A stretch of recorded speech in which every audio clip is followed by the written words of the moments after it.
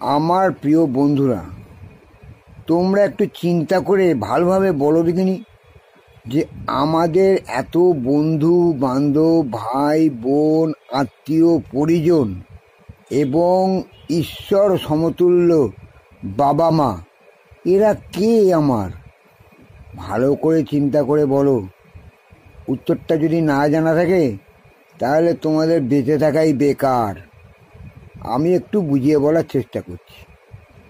শোনো তোমরা, জীবনের প্রয়োজনে এবং আমাদের বংশরক্ষার তাগিদে, তার সাথে আমাদের নিজেদের অস্তিত্ব বজায় রাখার তাগিদেই আমরা সংসার পাতি বা জীবনের সৃষ্টি হয়। পৃথিবীতে আমরা সবাই একা এসছি, একাই যাব, কিন্তু মাঝখানের এই সিস্টেমগুলো, এটা আমাদের সামাজিক নিয়মে, জীবনের তাগিদে এবং নিজের অস্তিত্ব বজায় রাখার প্রয়োজনেই করা হয়।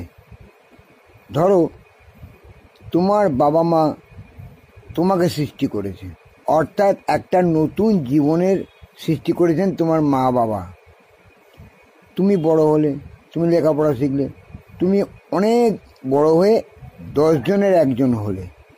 এবার তোমার প্রয়োজন কি হলো? একটা বিয়ে থা করা, সুন্দর সংসার পাতা।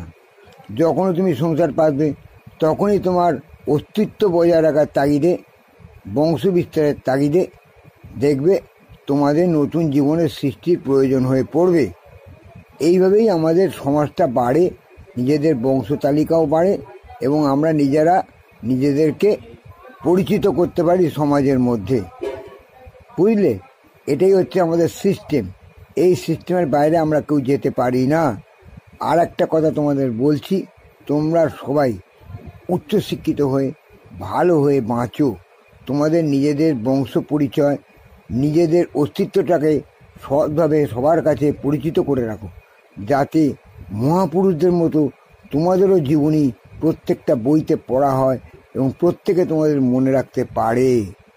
জীবনটা তো ওইভাবেই করতে হবে তৈরি বন্ধু, নইলে আর বেঁচে থেকে লাভ কি বলো? কি ঠিক কি না?